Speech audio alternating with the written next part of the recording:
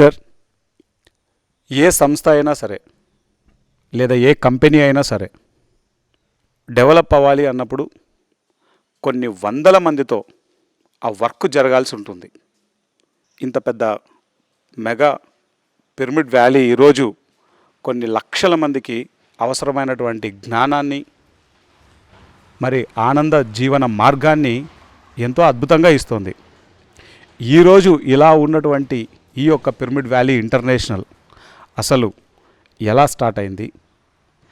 ఈరోజు ఈ pyramid valley గురించి మీ మాటల్లో. పత్రిసారికి ఒక విజన్ ఉండేదట. ఆయన 98 to 99 2000లో బెంగళూరు వచ్చినప్పుడు ఆయన ఒక విజన్ వచ్చింది, ఇక్కడ మన బిగ్గెస్ట్ పిరమిడ్ వస్తుంది అని చెప్పేసి. అప్పటికి మనకి బెంగళూరులో మేబీ ఒక 4-5 ఫ్యామిలీలు మాత్రమే ఉన్నాయి.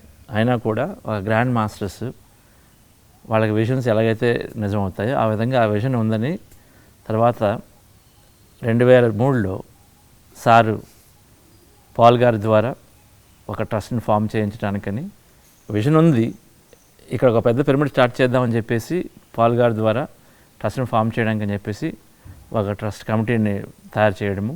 అంటే ఇది 2003 సంవత్సరం సార్? 3లో మంత్ ఏప్రిల్ మంత్.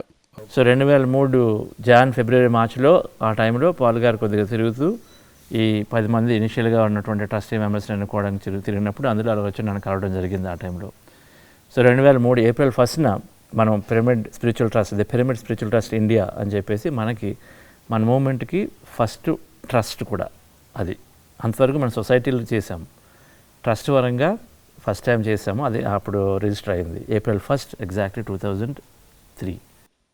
అంటే ఒక విజన్ ఇంపార్టెంట్, ఇన్స్పిరేషన్ ఇంపార్టెంట్, కానీ దానికి ఎంతమంది అక్కడ ఉన్నారు లేకపోతే ఎంత డబ్బులు అనే సంబంధం లేకుండా పత్రిసారు ఒక అప్పటి సీనియర్ మాస్టర్స్గా ఉన్నటువంటి పాల్ సార్తో ఈ ముందుకేసి అప్పటికి ఒక 10 మందిని, అందులో బెంగళూరులో ఉండేది ఓన్లీ నేను ఒక్కడనే ఉన్నాను.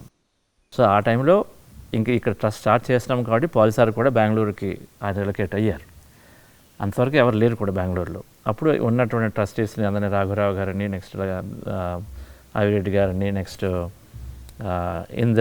ఇందిరాబాబు మోహన్, సురేష్ బాబు గారు విజయవాడలోంచి, శ్రేయాన్స్ డాగా గారిని మొదటి నుంచి కూడా ఉన్నారు. వీళ్ళందరినీ ఇలా కొంతమందిని తీసుకొని సూర్యకుమార్ గారు, రెడ్డి నాయుడు గారు, సో వీళ్ళందరినీ ఇనిషియల్గా తీసుకొని ట్రస్టీస్గా ఒక డాక్యుమెంట్ తయారు చేసి ఇక్కడ రిజిస్టర్ చేయడం జరిగింది. ఈ ల్యాండ్ అనేది ఎలా ఉంటుందంటే రైతుల దగ్గర నుంచి తీసుకుంటాం కాబట్టి ఒకరికి కూడా పెద్ద పెద్ద రైతులు ఎవరు కారు. అందుకని చెప్పేసి ఈ ల్యాండ్కి అప్పుడు బాగా పాలిసార్ ఆయన ముందు లీడ్ తీసుకున్నారు కాబట్టి మొదటి నుంచి కూడాను ఆయన ఏది లేనప్పుడు కొద్దిగా అడ్వెంచరస్గా దూకి చేయడంలో గ్యారంటీగా ఒక దిట్టైనటువంటి మాస్టర్, రైట్. ఏదైనా ఉన్నప్పుడు అంటే కాన్సెప్ట్స్ ఉన్నాయి, ఏదైనా ఉన్నప్పుడు చేయడం వేరు, ఏది లేనప్పుడు ఒక ఇనిషియల్గా రిస్క్ టేకింగ్ ఉండాలి. అన్ని దానంతలు చేసుకోగలిగిన కెపాసిటీ ఉన్నవాళ్ళే చేస్తారు. ఇప్పుడు మీరు చేస్తున్నట్టుగా పిఎంసీ డైరెక్టర్స్ ఉన్నారంటే ఇదేమి సంబంధం లేకుండా అన్ని పనులు చేయగలుగుతూ రిస్క్తో వెళ్తుంటాం ముందుకి. అదే ఆంటర్ప్రెన్యూర్ క్యాపబిలిటీ అంటాం. సో అటువంటి దీంతో ఆయన తిరగడం జరిగింది. నేను లోకల్గా ఉన్నాను కాబట్టి నేను కూడా ఆయనతో పాటుగా ల్యాండ్ గురించి తిరిగాను. ఆయన ఒక 10-15 చూపించినప్పుడు నేను ఒక 5-6 చూడటము. ఫైనల్గా దీనికి ఆనుకొని ఇక్కడ దగ్గరలో ఉన్నటువంటి పక్కన ఇంకో ప్లేసు, ఇలా కొద్దిగా కిందకి వెళ్తే ఇంకొక చోట ఇంకో ప్లేసు, ఈ 3 ప్లేసులు ఫైనలైజ్ చేసి పత్రిసారికి చూపించడం జరిగింది. పక్కన ఉన్న ప్లేస్ ఉంది, అక్కడ కూడా బాగా మామిడి తోటలు ఉంటాయి. మామిడి తోటల ప్లేస్ పెద్ద తోట ఉంది, అదొకటి చూపించాము. తర్వాత చూపిస్తే సార్ ఏమో దీన్ని సెలెక్ట్ చేస్తారు ఇప్పుడు ఉన్నటువంటి పిరమిడ్ వ్యాలీని. ఓకే. సో అప్పటికి ఇదంతా ఫారెస్ట్. ఇందులో కేవలం ఒక 5 నుంచి 7 ఎకరాల వరకు, అంటే మెయిన్గా ముఖ్యంగా పిరమిడ్ ఉన్న ప్లేసు ప్లస్ పక్కన ఒక రైతులు అంతా కూడా ఒక చిన్న ఒక మడులు అంటాం కదా, ఈ మడులు మాత్రం పెట్టుకొని ఒక్కొక్కడును ఆ మడులను అలాగా కొంతమంది చేస్తూ ఉండేవారు. మిగిలినంతా ఇలా దెబ్బలుగా ఆదుతూ ఉండేది. వాళ్ళ దగ్గర నుంచి దాదాపు మనకి ఒక 12 పార్టీస్ నుంచి 12 డిఫరెంట్ పార్టీలు. ఈచ్ పార్టీ అంటే ఒక రైతు నుంచి అంటే వాళ్ళకి భార్యలు పిల్లలు అందరిని కూడా మనం కలుపుకుంటేనే కానీ అగ్రిమెంట్ రాసుకోవడం కావద్దు, చేసుకోవడం కావద్దు, ఎందుకంటే ఫ్యూచర్లో ఇబ్బంది లేకుండా.